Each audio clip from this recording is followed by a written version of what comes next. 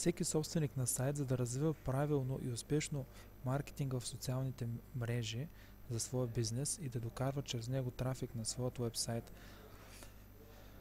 трябва да направи профил в социалните мрежи, които представляват интерес за него, на своя бизнес.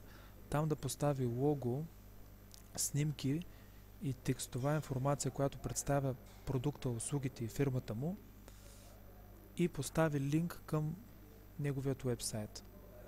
Чрез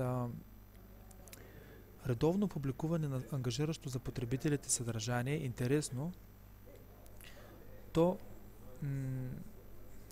по този начин всеки профил докарва посетители на уебсайта. Предимството на маркетинга в социалните мрежи е, че е напълно безплатен за бизнесът. Единствено, което е необходимо, е да се инвестира време за развитие на профилите, на всеки един от профилите.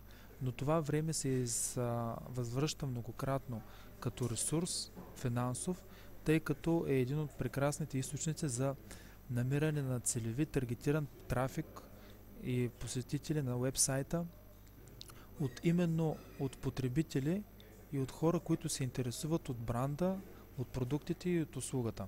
Затова това е един от страхотните методи за намиране на качествен трафик на уебсайта.